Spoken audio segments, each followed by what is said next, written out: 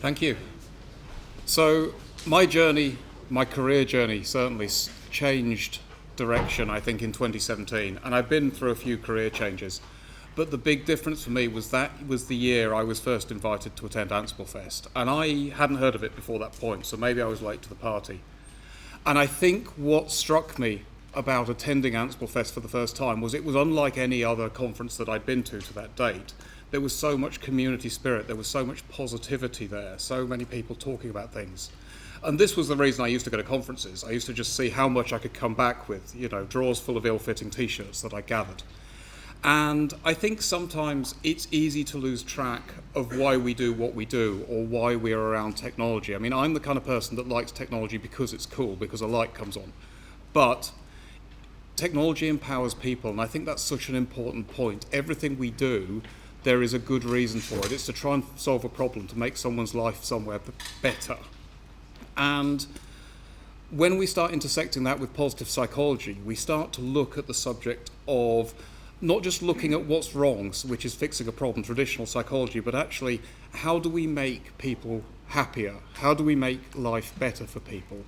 What's wrong to what's strong? This gentleman here, I discovered through my journey, Martin Seligman. Many people have referred to him as the father of positive psychology. And if you get a chance to read any of his works, if you're at all interested, please do. I think it's well worth your time.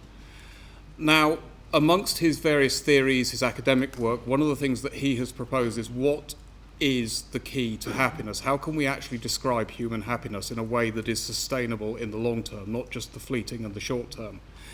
And he's come up with this great model, which is PERMA, is the acronym. We all love an acronym. We work in tech. And I just think this is such a great feeling that we capture at conferences like this. The positive emotion that's around me, the engagement of everyone with what they're doing, the positive relationships, the new ones that are built here, the meaning everyone finds in what they do. Everyone is so passionate here at these conferences about what they do, and I think that's so amazing. And the accomplishment that you get when you build something, when you solve a problem, when you make something better.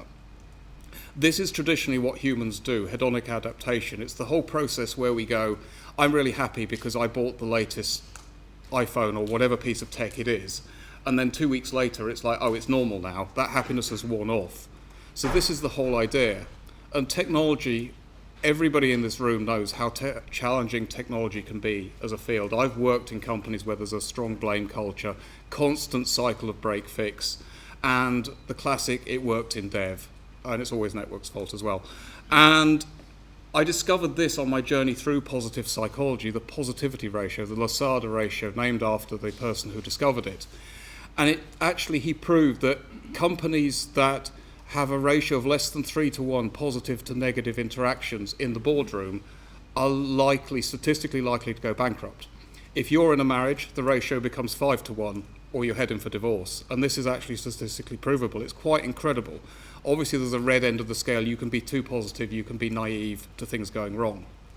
Now, I originally wrote this presentation for Ansible. I am a bit of an Ansible geek, and so there's strong references to that in here. But I think, having been at this conference for the first time this year and since yesterday, this could be applied to so much. There's so much around all the tools, all the products that are here around engagement and flow, about getting something to do your main task so you can do the interesting stuff that you're passionate about building those relationships with peers, colleagues, making new contacts, making new friends. And about contribution. It's one of the things I love about the open source community, is there is so much spirit of contribution about building something bigger, building something better. And I just really, really feel strongly about all of this. This has been such an important part of my journey.